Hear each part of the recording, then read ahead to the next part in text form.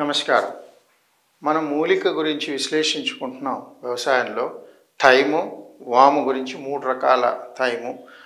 అందులో మనం ఎరువుల గురించి, మెన్యూర్ గురించి విశ్లేషించుకుంటున్నాం. ఇవాళ మనం సల్ఫర్ గురించి, తర్వాత జింక్ గురించి, మోలిబిడిన్ గురించి విశ్లేషించుకుందాం. సల్ఫర్ మనకు చేసే పని ఏంటంటే ఐసోలేట్ చేసి ఆ ఎంజైమ్స్కి బలం ఇచ్చి ఆ ఖండాలని పెంచడానికి చేసేది సల్ఫర్.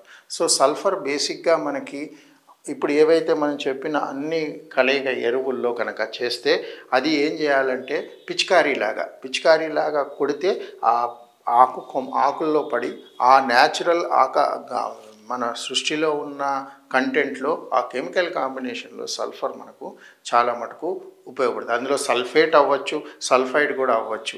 అయితే నిజంగా అది మనకి అంటే ఇది వాస్తవికంగా అసిడిటీలోకి వెళ్తుంది కాబట్టి అది కొంచెం జాగ్రత్తగా వ్యవహరిస్తే మాత్రం మంచిది. అది భూపరీక్ష చేసినప్పుడు ఏం సల్ఫర్ ఉంది, ఏముంది, సల్ఫర్ నీటిలో కూడా వ్యవహరించడానికి ఆస్కారం ఉందండి. న్యాచురల్గానే ఆ నీటిలో గట్టి నీరు ఉంటుంది, పల్చ నీరు ఉంటుంది. అంటే థిక్నెస్ ఆఫ్ వాటర్ అంటాం. ఆ నీటిలో కనుక ఆ సల్ఫర్ దాన్ని అసోసియేట్ చేస్తే మాత్రం చాలా తక్కువ కంటెంట్ అది అవసరం పడుతుంది. అది నిజంగా ఆ భూమిలో ఉంటే 99.9% అది భూమిలో ఉండే ఉంటుంది. ఎందుకంటే చాలా తక్కువ దీనిలో అది డెఫిషియన్సీ అవ్వడానికి ఆస్కారం ఉంది. అలాంటిది ఏమైనా డెఫిషియన్సీ అయినప్పుడు ఈ పిచికారీలో దీన్ని కొట్టి ఈ సల్ఫర్ని మనం యూటిలైజ్ చేసుకోవచ్చు. జింక్ అది ఏం చేస్తుందంటే ఆ ప్రోటోసింథసిస్ ఆ ప్రాసెసింగ్ చేసినప్పుడు ఆ ఖండాన్ని గట్టిపడడానికి జింకు కూడా మనం చేసే పని లేదు, అది భూమిలోనే ఉంటుంది.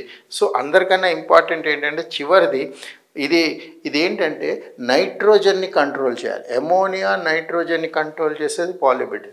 ఇది సాధ్యమైనంత వరకు వేర్ల నుంచి వచ్చి ఖండం నుంచి ఆకుల్లోకి వెళ్ళేటప్పుడు, ఎందుకంటే బయట పార్ట్ అంటే వేర్ల నుంచి పైన భాగం ఏదైతే ఉందో ఆ పైన భాగం నైట్రోజన్, నైట్రిక్ ఆక్సైడ్, అమోనియా ఏర్పరచడానికి చేసే ప్రక్రియ ఇది పాలిబిడిన్. అంటే ఇప్పుడు ఈ ఎరువులన్నీ కూడా సమపాలీనంగా చేసుకుని సమపాలీనంగా కలిపిన తర్వాత ఇది చివరి స్టెప్పు ఏదైతే అది ఎట్లా ప్రాసెస్ అవుతోంది, ఏ విధంగా ఉంది, ఏంటి అనేది ఈ విభాగంలో చూపిస్తుంది. అయితే ఇక్కడ ఒక విషయం ఏంటంటే ఆక్సిజన్ కానీ, కార్బన్ డైఆక్సైడ్ కానీ, వాటర్ కానీ, నైట్రోజన్ కానీ తమంతట తాము ఐసోలేట్ చేసుకుని ప్రొటెక్ట్ చేయడం. అంటే ఇప్పుడు ఏవైతే మనం ఈ ఎరువులు మనం ప్రొవైడ్ చేస్తున్నామో ఆ ఎరువులు దీని భాగంగా దీనికి సపోర్ట్ ఇచ్చి అదంతట స్వయం కృషిగా ఎదగడానికి ఆస్కారం. అంటే దాని శక్తికి ఇవి జస్ట్ సపోర్ట్ ఇవ్వడానికే, అది న్యాచురల్గా అవి తెచ్చుకోగలిగిన శక్తి దానికి ఉండాలి.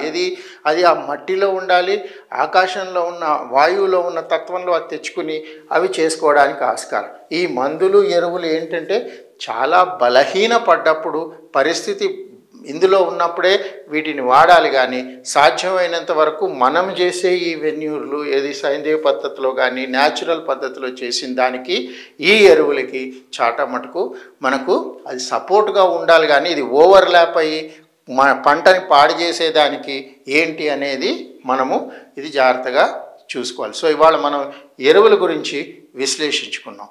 రేపు మనము పెస్ట్ అంటే ఏంటంటే దానిలో వచ్చే జబ్బులు, డిసీజెస్ ఏంటి అనేది మనము తదుపరి తెలుసుకుందాం. నమస్కారం.